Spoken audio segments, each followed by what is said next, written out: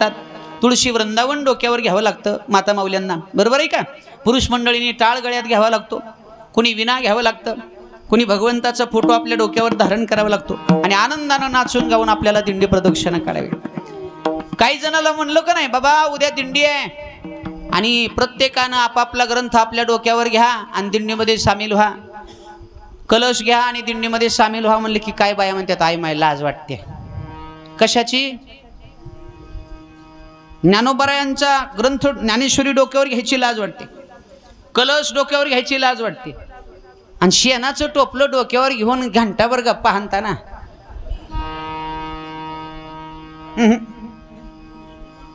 काय बोलते त्यांचं त्यांना माहित. बघा माहित एवढा कुठला महत्वाचा विषय असते कळत नाही. टोपलं खाली ठेवून तर गप्पा हाण काय म्हणते ती पदर असं फक्त शेवटचंच वाक्य ऐकू येते तुला म्हणून म्हणले बरं का, कुणाला म्हणणं. म्हणजे शेणाचं टोपलं डोक्यावर घेताना आपल्याला लाज वाटत नाही. बरीच पुरुष मंडळी बरं शेतात ज्यांच्या जनावर आहेत, शेत ज्यांचं गावाच्या लांब आहे ते लवकर पहाटे उठतात आणि शेताकडे जातात आणि शेतातलं झाडलोट कोण करतं खरं सांगा इमानदारी? जनावराचा कोटा कोण झाडून काढतंय?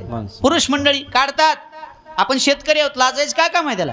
आपण काढतो बरोबर, झाडून काढतो. ते झाडलेलं सगळं शेण कचरा टोपल्यात आपण भरतो आणि उचलून उकंड्यात टाकतो. तेव्हा लाज वाटत नाही. पण इथं जर आलं वारकऱ्यानं जेवण केलेलं पात्र उचला इथं लाज वाटते. अरे पांडवांच्या राजसूय यज्ञामध्ये विश्वाच्या मालकानं पात्र उचलायचं काम केलं. भगवान कृष्ण परमात्म्याकडे काम होतं बाबा. ब्राह्मणाच्या पंक्ती जेवून उठल्या, साधू संतांच्या पंक्ती जेवून उठल्या की भगवान परमात्मा स्वतःच्या हातानं पात्र उचलायचा जेवण केलेले आणि टाकायचा. जगाचा मालक लाजत नाही इथं. आता जगाच्या मालकापेक्षा आपण श्रीमंत का? होय. ब्रह्मांडावर सत्ता देवाची आहे. तुझी या सत्तेने वेदाशी बोलणे सूर्याशी चालणे तुझ्या वळे, तो देव लाजत नाही. आणि आमची काय सत्ता? बायको ऐकना. कीर्तनाला यायचं म्हणलं तर 3दा विचारावं लागतंय, होय ग जाऊ का कसं का बसाव ग रामकृष्ण. ताकद नाही ताकद. काय काय जण तर एवढे आधी नाहीत, उठ म्हणलं की उठतंय, बस म्हणलं की बसतंय आणि डबल जर दिलं का नाही मग शिवाच्या माग येळभर. धिक धिक जिने बाईले अधीन. नाही असू द्या, चांगलं सांगत असल्यावर मंडळीचं बी ऐका. वाईट ठिकाणी जाऊ नको म्हणत असेल तर तिचं ऐका. दारूच्या दुकानात जाऊ नका व, बेवड्याच्या संगतीत जाऊ नका व, गांजा सिगरेट ओढ नका, इमल खाऊ नका म्हणत असेल तर ऐका. भजनाला जायचं का काम आहे तुमचं अशी जरी हळवा का असेल तिचं ऐकू नका गड्या. माझी विनंती आहे तुम्हाला. परमार्थाला बाधकता निर्माण करते ती काय म्हणून लाजायचं नाही. लाज ऐक नाही. आस भय चिंता लज्जा काम क्रोध तोडावा संबंध याचा माझा. काय होईल याचा संबंध तोडल्यावर? ऐका आता मला जाग्यात आणायचंय तुम्हाला. तुकोबाराय काय म्हणतात? मला एकांताचं सुख दे देवा. म्हणजे या सगळ्यापासून वेगळं कर, एकांताचं सुख मला प्रदान कर. काय होईल हे मिळाल्यावर? जीवावर होणारे आघात दूर होतील.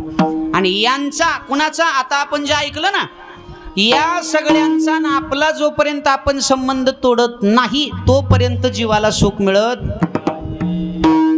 तरीचा हा जीव सुख पावे माझा, तरीचा हा जीव सुख पावे माझा, तरीचा हा जीव सुख पावे माझा, तरीचा हा जीव सुख पावे माझा, तरीचा हा जीव सुख पावे माझा, तरीचा हा जीव सुख पावे माझा, तरीचा हा जीव सुख पावे माझा, तरीचा हा जीव सुख पावे माझा, तरीचा हा जीव सुख पावे माझा, तरीचा हा जीव सुख पावे माझा, तरीचा हा जीव